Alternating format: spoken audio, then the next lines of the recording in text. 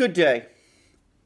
Ever since 13 countries within the European Union stopped using the AstraZeneca product, alleging that it might be the cause of blood clot problems, we have seen a slow slide across the European Union into quarrels and recriminations.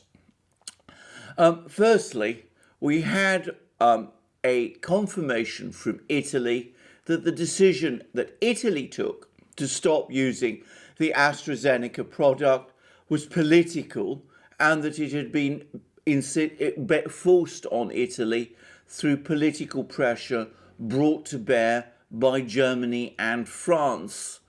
Well, I think we are all shocked to hear that and absolutely astonished. It's incredible, I am sure, to many of you that the European Union should be making political decisions about a public health issue. Indeed, this shock reminds me powerfully of Captain Renault's dismay in Casablanca when he discovers, to his horror, that illegal gambling is taking place in Rick's club. Well, sarcasm aside, it is, of course, entirely unsurprising that this decision is largely political. Certain governments within the European Union, notably the German government, which is now under intense political pressure, are extremely angry that AstraZeneca has failed to provide the number of doses that they expected for Europe. And they're also angry and dismayed and frankly worried that Britain, which had the effrontery to leave the European Union, actually seems to be forging ahead with its programme of inoculation faster than the European Union is, and specifically faster than Germany is. So we've seen Angela Merkel refusing to take the AstraZeneca product after claims that it might not be effective for people over 65. And we've seen a campaign in Germany and in some other European countries, including, by the way, France, to try to trash the reputation both of AstraZeneca and of its product. France, by the way, along with Italy, is looking increasingly schizophrenic on this issue. France is one of those countries that has suspended use of the AstraZeneca product on grounds that it might cause blood clots. However, French President Emmanuel Macron issued on Tuesday a joint statement with Italian Prime Minister Mario Draghi, saying that they were encouraged by the European Medicine Agency's comments that might not actually be the case. So on the one hand, they seem to be accepting that the European Medicines Agency is giving the AstraZeneca product a clean bill of health, but at the same time, and paradoxically and bizarrely, they continue to suspend it.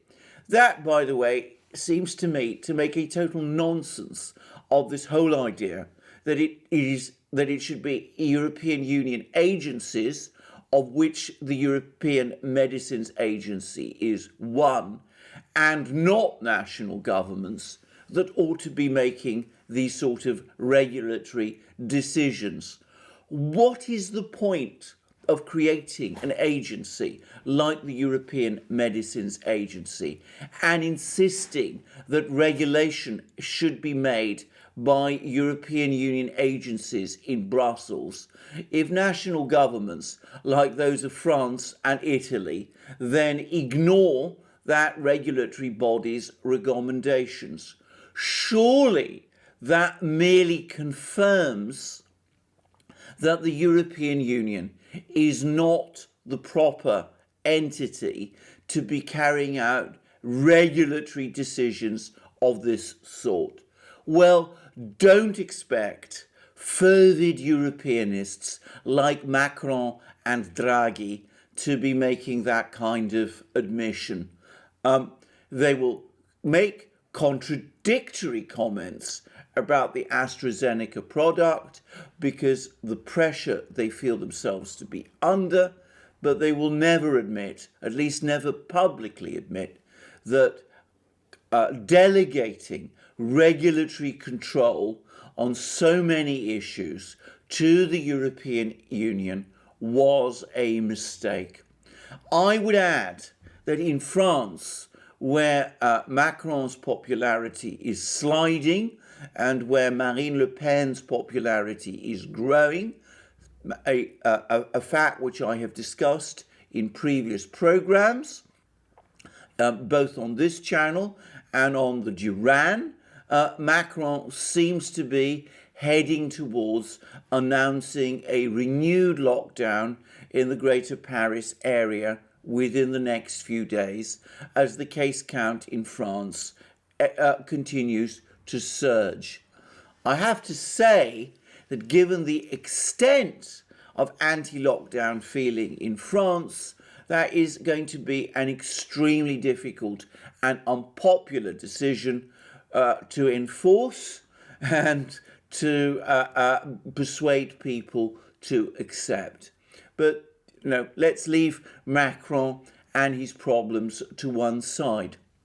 Some European governments, it should be said, have simply ignored all this and have gone ahead and continue to use the AstraZeneca product as before.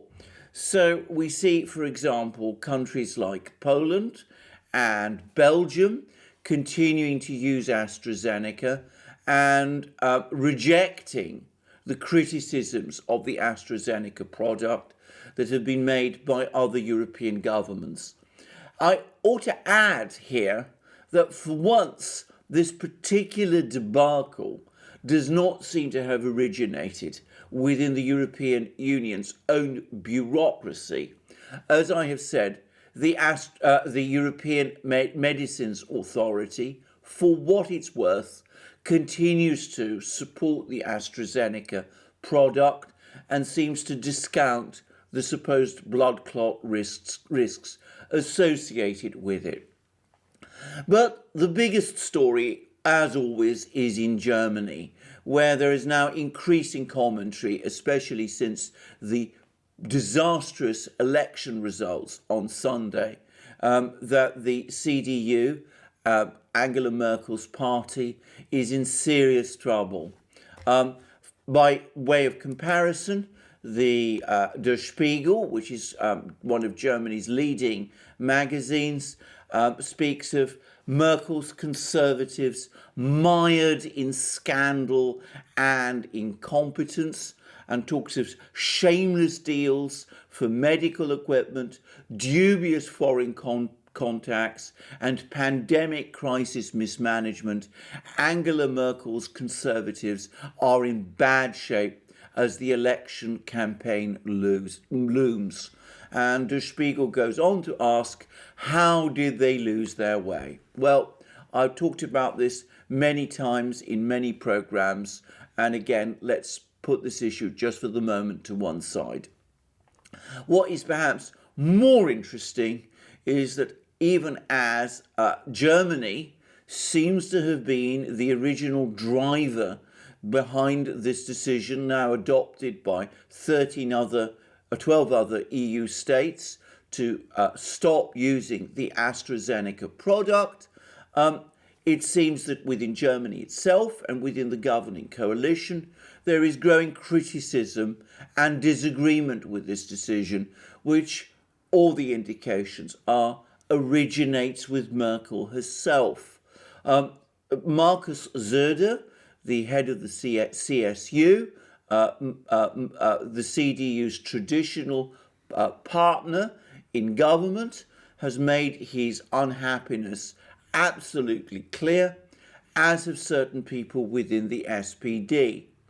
Whether that will have any effect, whether that will persuade anyone in Germany or within the CDU, or indeed Merkel herself, to change their mind, well, that is another issue.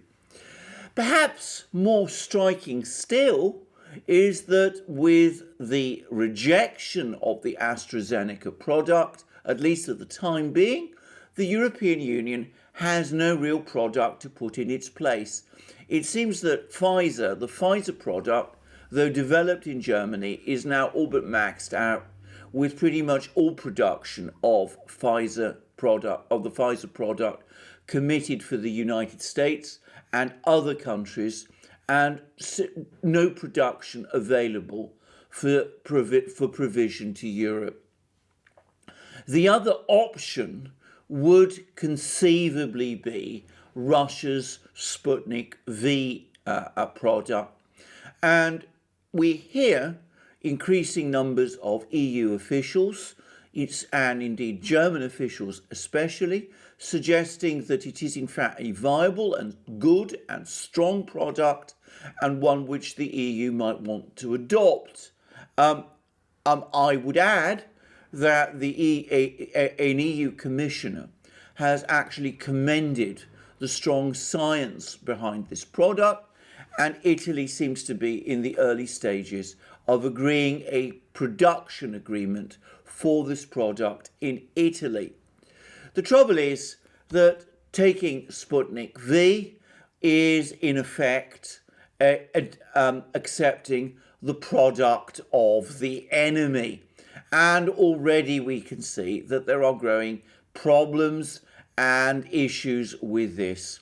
The European Medicines Agency, for example, whose regulatory approval of this product is supposed to be necessary before its widespread use, is dragging its heels on giving that approval.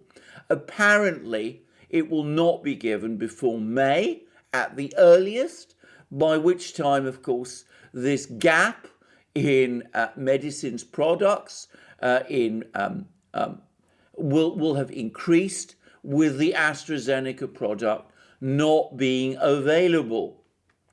In certain EU countries, suggestions that the Sputnik V be adopted has actually led to a political crisis. There is a political crisis over this very topic underway in Slovakia, for example, where the Slovak Prime Minister and Health Minister seem to have committed Slovakia to adopt the AstraZeneca, the Sputnik V product, but where other members of the governing coalition are increasingly unhappy, and there's been talk that the coalition might itself collapse over this issue. In truth and frankly, I don't think that Sputnik V is going to be adopted across the EU on any significant scale. We will see it appear on the margins in some countries, but in truth, I think that the political obstacles, and remember, political again, the issue of politics again, will ultimately trump any decision to adopt Sputnik V. So that leaves the EU with no realistic choice but to go back to the AstraZeneca product. I'm going to make a prediction that before very long we're going to learn of a major climb down within the EU, and that we will see EU countries starting to dole the AstraZeneca product out again. In fact, there are early indications that France and Italy might be on the brink of doing so. Having said that, I suspect the damage has now been done. I think that after all this talk of blood clots, of risks associated with the AstraZeneca product, of AstraZeneca product not working for over 65-year-olds, it is going to be extremely difficult to persuade Europeans to adopt this product on any scale. The European public, as I discussed in my previous program on this topic, is going to turn its back on it. So what does that mean? Well, it means that the pandemic in Europe will continue and will probably get worse. That will almost certainly cause some EU governments to impose tighter lockdowns all over again. That will put even more renewed pressure on the EU's economy, as the economies of the southern European states, Greece, Italy, Spain, and all the rest, buckle under the pressure. There will no doubt be more demands for euro bonds and such like things, which in effect means demands that the rich north, Germany specifically, agreed to further funding for the EU south. All of this in advance of a difficult German election, with the topic of euro bonds and zero interest rates and all that extremely unpopular within Germany itself. Frankly, in its debilitated condition, I think it is most unlikely that the CDU will countenance such ideas, though nothing is impossible and can be completely ruled out.